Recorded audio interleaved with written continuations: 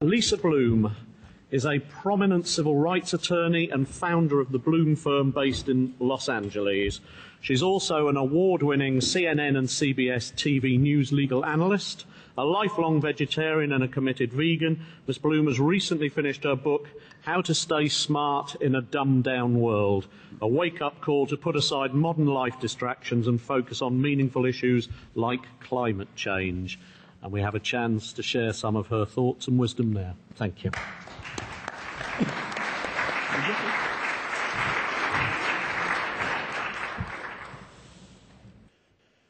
Good afternoon to the World Preservation Foundation and Dodds for having the wisdom and the courage to put on this convention today. It is just so important.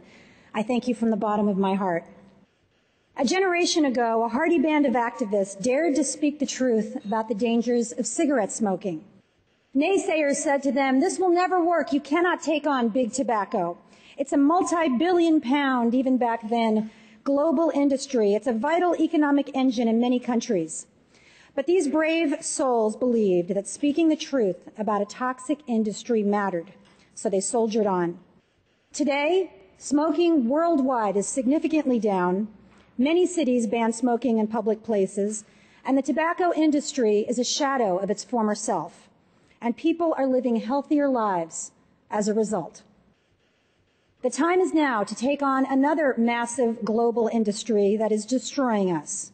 The large-scale breeding, confinement, slaughter, and consumption of animals is intensely cruel to billions of animals who experience constant fear, pain, and suffering, often spending their entire brief, hormone-stuffed, bloated lives in crates so small they can never turn around, standing in their own feces day after day, their beaks or ears or tails hacked or burned without anesthesia, their young ripped away at birth, and in the case of hens, their male chicks ground to death alive as an industry standard practice.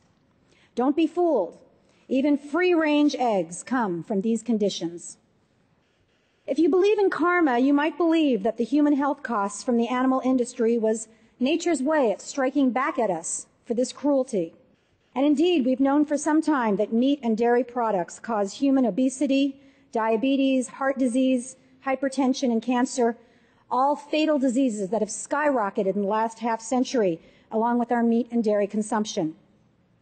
But in the U.S., at least, the majority of our kids are overweight or obese. At this rate, it's estimated that 1 in 3 Americans will have diabetes in a generation. And everywhere that our Western diet takes hold, sadly, our Western diseases follow. If you believe in karma, you might say that as we are still ignoring nature's message, nature appears to have upped the ante, because we now know to a scientific certainty that animal production, confinement, and slaughter is destroying our Earth. How is it possible that climate change is still considered a debatable issue, one on which reasonable minds may differ, when the greatest convergence of top scientific minds in human history, the IPCC, has convened 4 times and told us in the clearest possible terms that climate change is real, it is upon us, and it is human-caused, and it is shaping up to be the worst humanitarian and ecological disaster in human history.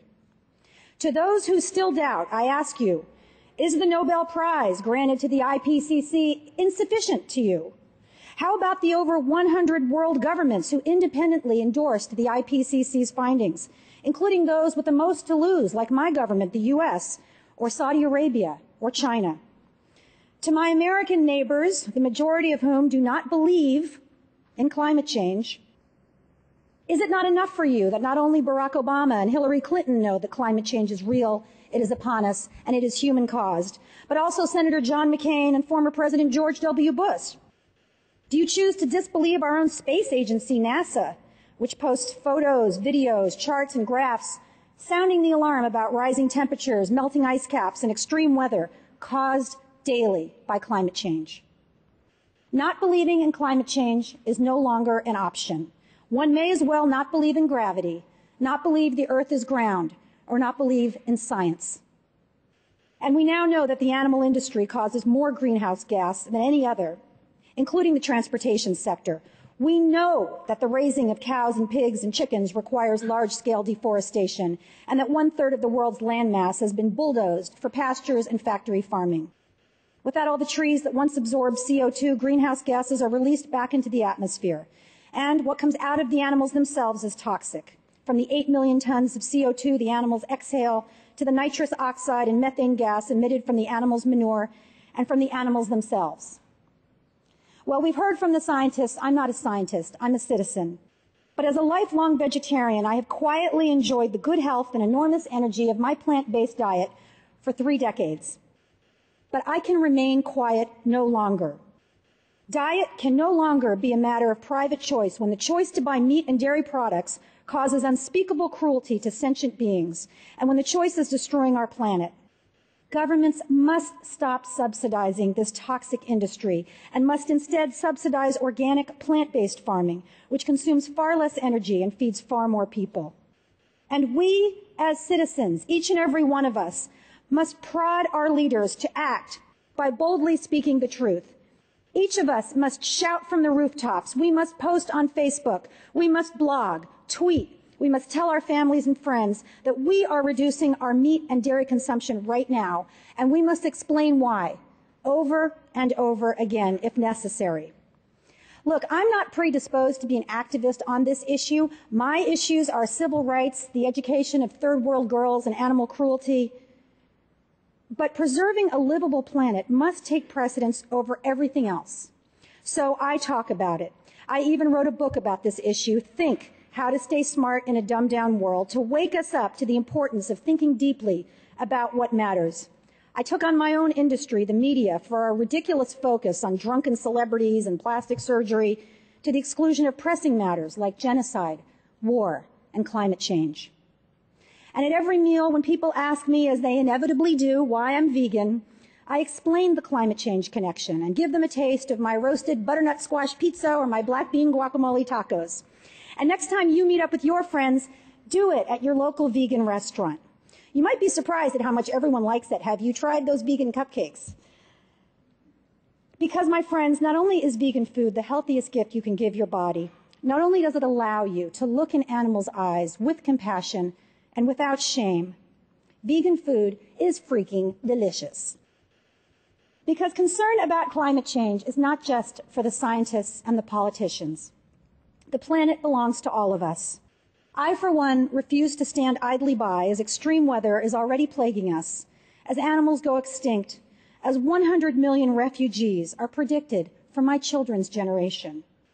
Beef vegan on meatless Mondays. Beef vegan tonight for dinner.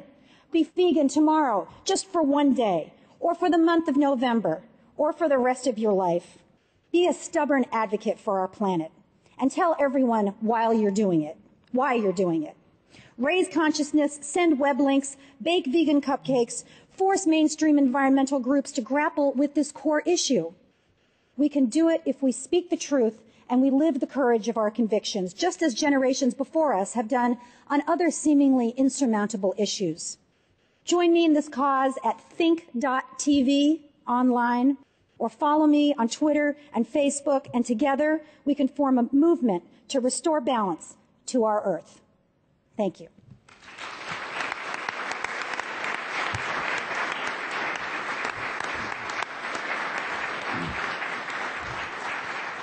Now,